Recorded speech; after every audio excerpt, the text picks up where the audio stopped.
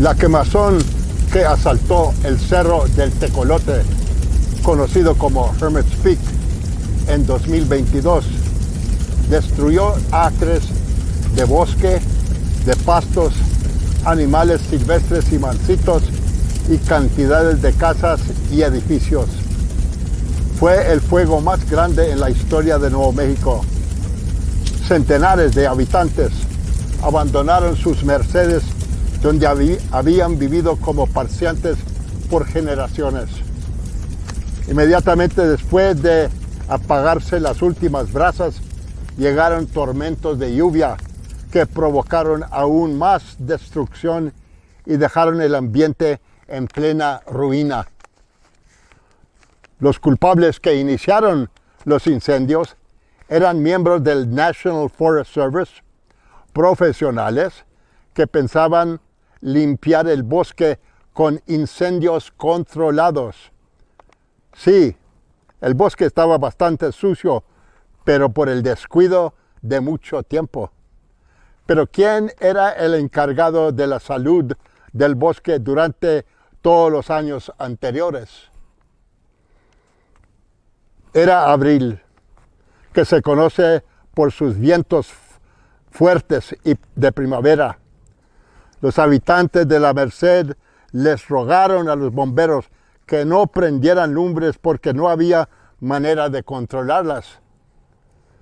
No les hicieron caso.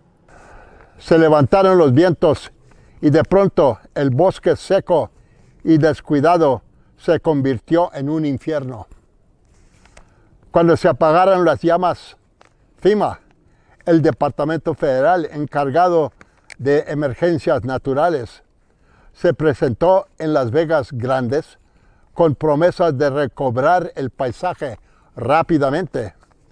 Después de dos años, la mayoría de las víctimas siguen esperando que el gobierno federal y estatal les recuperen los daños. Vamos a decirlo como es, con el beneficio de 175 años de incertidumbre y negligencia que bien sabemos nosotros en Nuevo México que el gobierno nos ha tratado como huérfanos.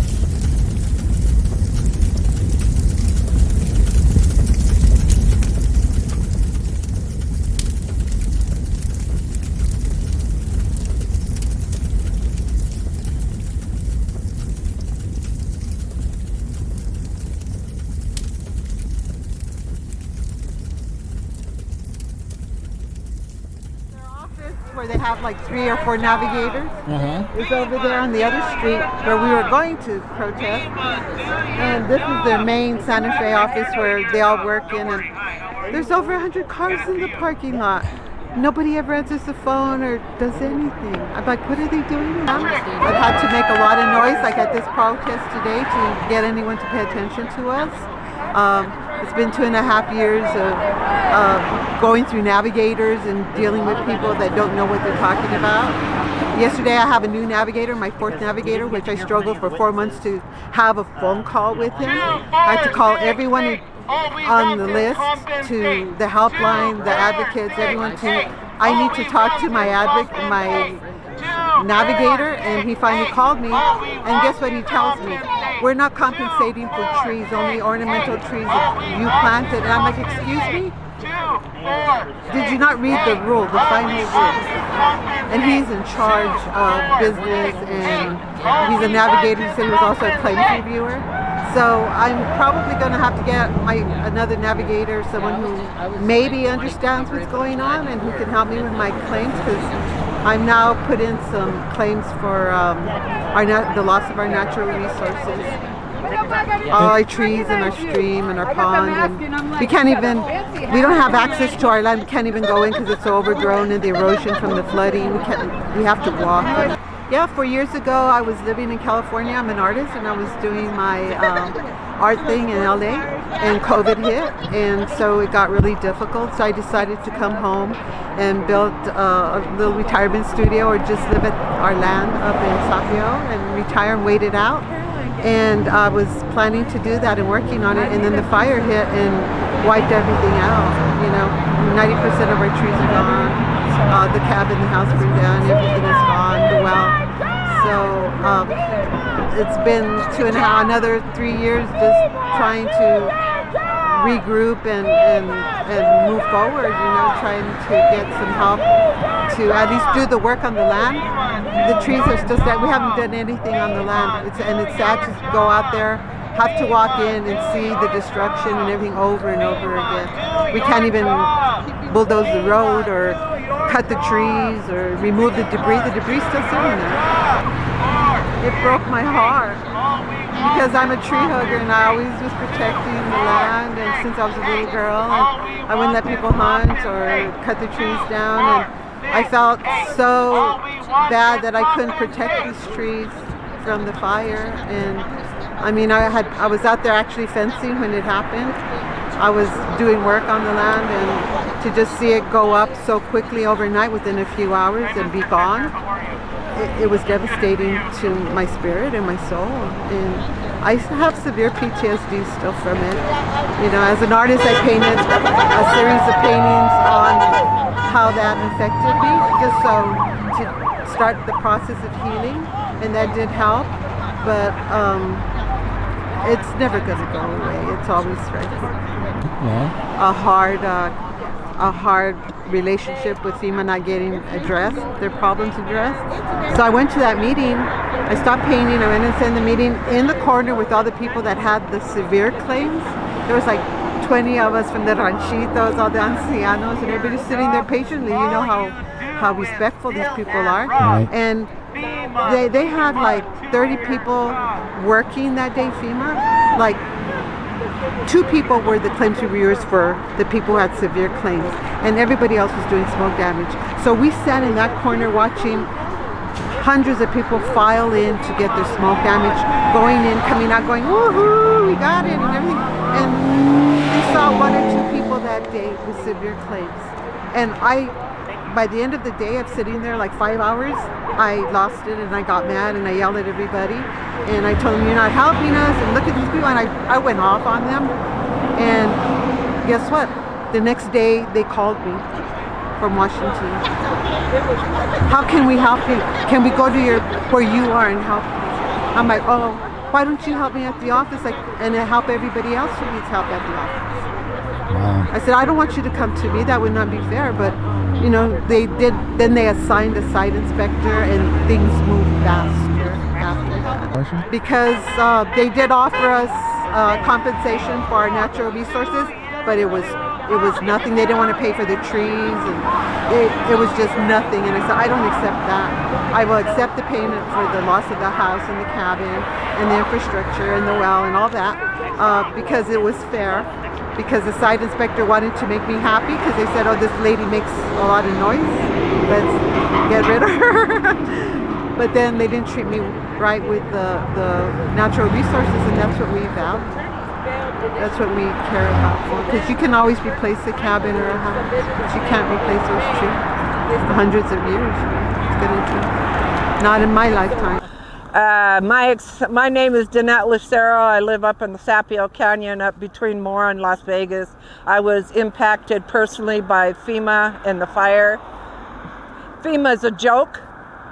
Their priority is totally wrong. It's not. It should be about the people who live here first and foremost, who have lost it, lived in the burn scar, not in town, and got soot damage. Excuse me, I'm sorry. I'm sorry for your loss. We lost our cabin 2 weeks after we bought our cabin. And I was fire chief at the time, and I could not save our cabin. That's my experience with FEMA. And to me, FEMA is a 4-letter word. Just for people to acknowledge that FEMA is dragging their feet. FEMA says, oh, we're helping all these people. Yeah, but how many people in the burn scar in the affected area have you compensated? Not the people that live out by Vinueva or in Santa Fe or in Vegas. How much damage? Surely, I'm sorry if you were damaged. I am sorry. But it should be prioritized, and FEMA's priority is totally wrong. Well, I'm a little pissed off.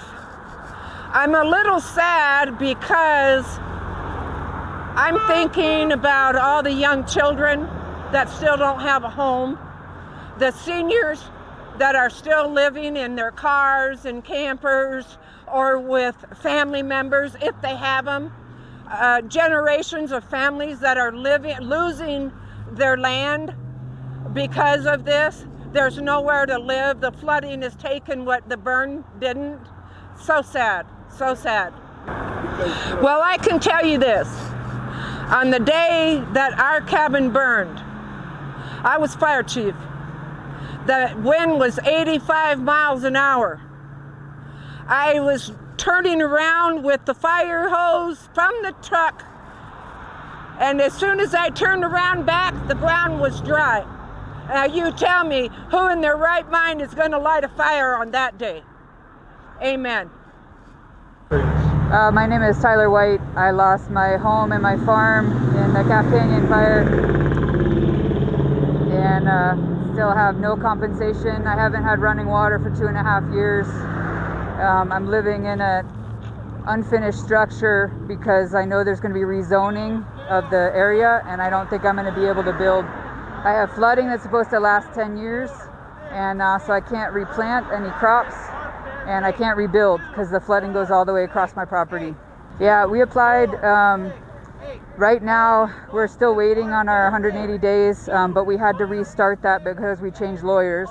And we chose to have a lawyer because when we dealt with FEMA in the very beginning, we would go in and bring paperwork and they'd say, no, that's not the paperwork you need. And so we'd bring the other paperwork in and they'd say, no, that's not the paperwork you need, even though they just told us to bring it in. So we were sick of the gaslighting, and we decided we needed to have an advocate. So we chose a lawyer, and now it seems anybody with lawyers is being dismissed.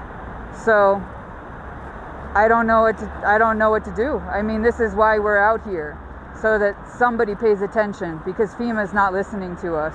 So. My name is Luis Silva, and I'm from Rociada. And my experience with FEMA is that it's terrible. They haven't paid us nothing. And my son lost everything. My grandkids are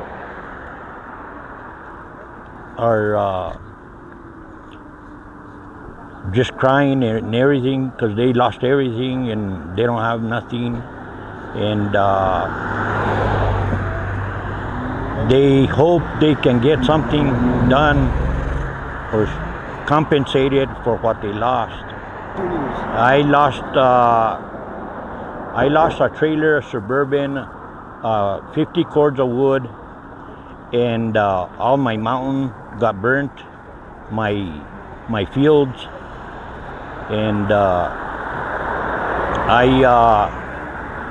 my fencing and everything.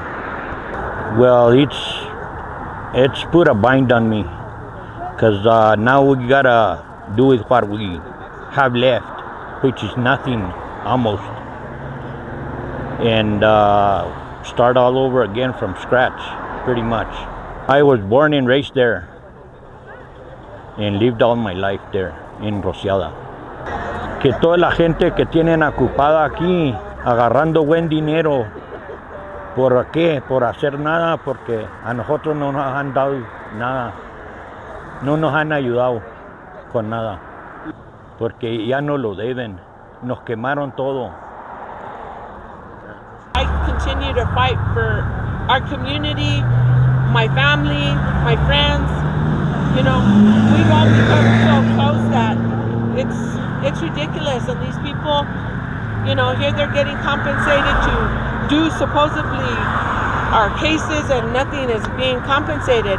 You know, our kid, I'm sure my husband told you, you know, he lived with us for over 2.5 years. The kids, they say, oh, the kids are resilient. They're gonna land up on their feet. My 2 grandkids are having to go to counseling services because of the fact that it isn't easy for them. It isn't easy for any of us. And to see your family, your little ones hurt, you hurt. And me as a mom, you know, it's not good. And that's why I wore this shirt today, because I have their back. I have their back, and I'm here to fight I'm fighting here because I think it's important that our community knows that FEMA isn't doing anything. They're delaying everything. And people are being affected by this. People are dying because, it's too much of the stress. We can't give up. There's no way we can. FEMA to make sure that all of the victims are compensated for all of their damages and to be made whole again. Who do you feel like is being really left out of the cold on that? I think that a lot of the victims that can't provide the adequate paperwork, the people that were grandfathered land, many generations from generation passing, and I think that a lot of them can't get that paperwork in place, and I think that a lot of that is hindering their process. And I think also that a lot of people who can't provide the documentation for what they own and their assets are also having issues accessing that money. So I think it's like a big issue. You got to provide paperwork that all got burned down. And if you don't have it, then you're SOL. I'm Patrick Lohman. I work for Source New Mexico, and I've been writing about the fire since it started, basically. And been following it all the way through, 2.5 years later. Yeah, I've written dozens of stories about it. A lot of different angles, the people affected, the federal disaster apparatus, and ultimately the question of, once Congress approved this $4 billion fund that was designed to fully compensate people, what choices was the government making to really do that? And was that really going to work? And how long was that going to take? And who was going to benefit and who was going to be left out? So that's kind of been the focus of a lot of our stories so far. So yeah, we published one recently after obtaining some records about the way that FEMA has standardized payments for people, and they did that to try to make payments quickly and efficiently. And to do that quickly and efficiently, they had to make some choices and design a couple systems. And one of them that was of interest to us and to our readers was to pay people for the food that they lost in their fridges. As you probably know, a lot of people returned from the fire and to terrible smell because the powers went out. And so all the food that was in their fridges and their freezers, which often was very valuable, especially in these rural communities that are far from grocery stores. A lot of people will kill a deer or an elk and put the meat in their freezers, and that's kind of like a food security blanket for a lot of people. So all this food was lost, unfortunately, in the fire or the ensuing power outages. And the way that FEMA is compensating people for that is paying men more than women for the food lost in the fire because of a calculated caloric need being greater for men than women. It is time for our voice to be heard. It is time for us to no longer be ignored. So wave your signs, use your voice, and it's time for us as a community to come together. How many of you know someone who has given up because it's taking too long?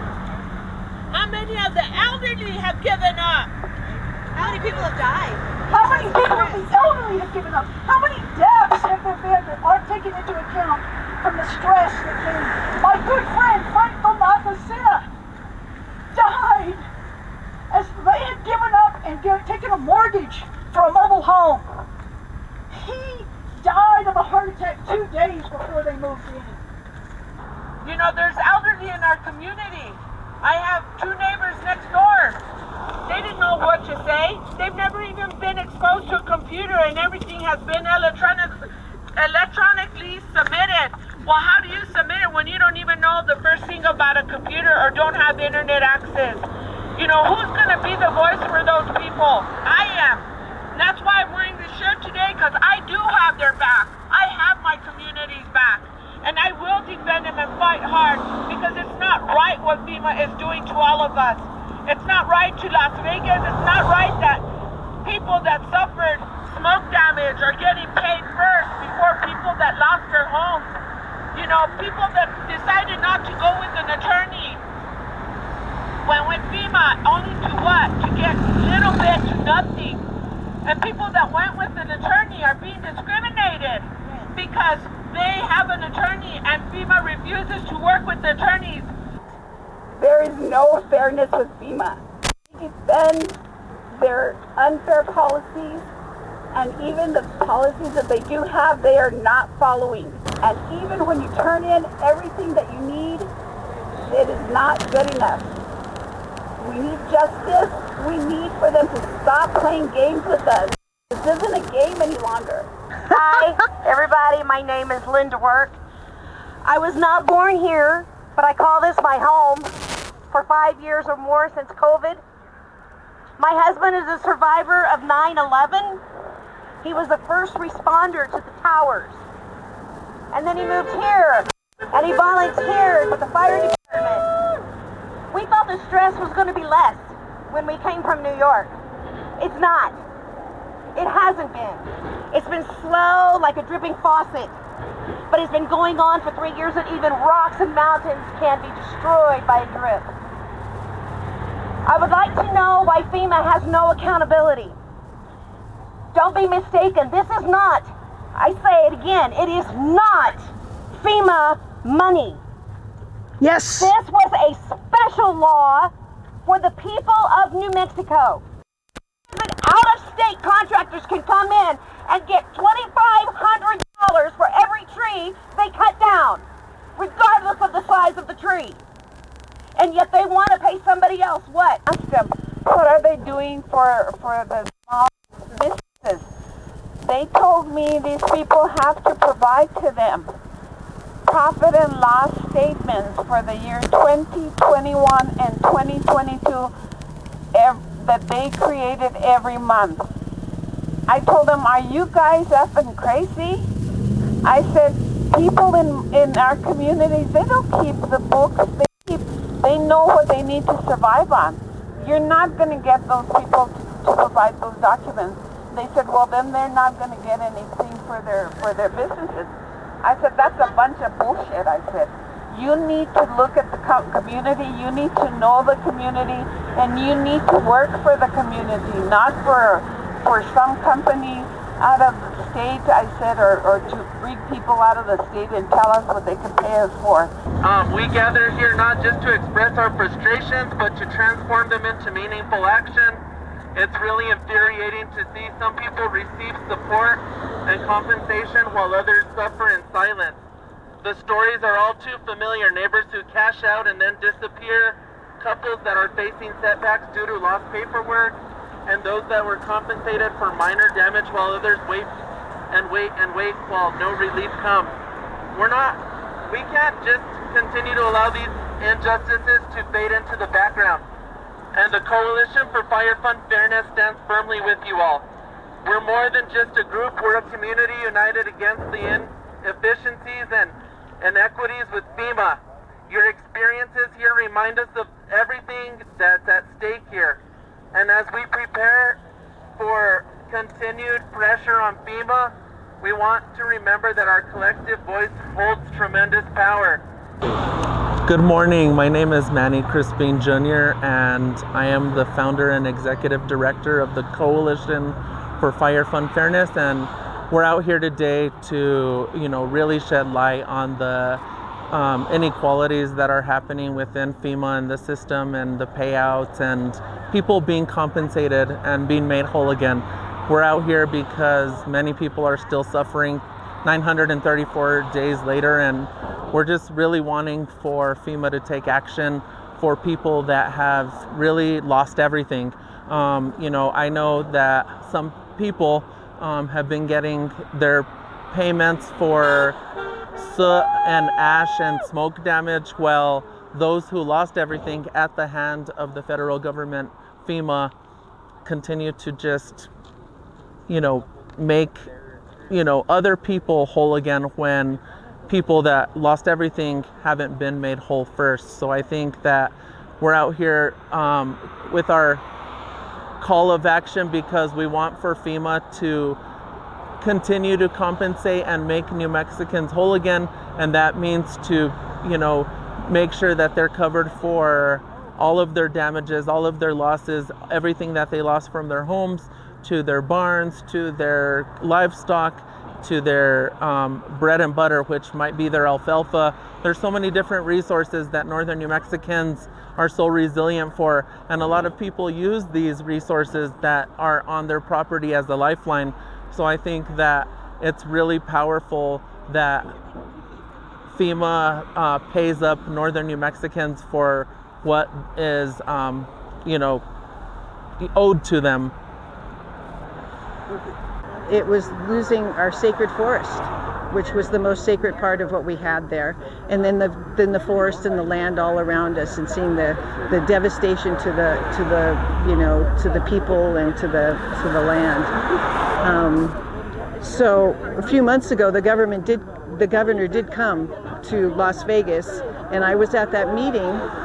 And one of the things that when you signed up to talk, you had to put what you were going to talk to her about. And I wrote why I went with a lawyer.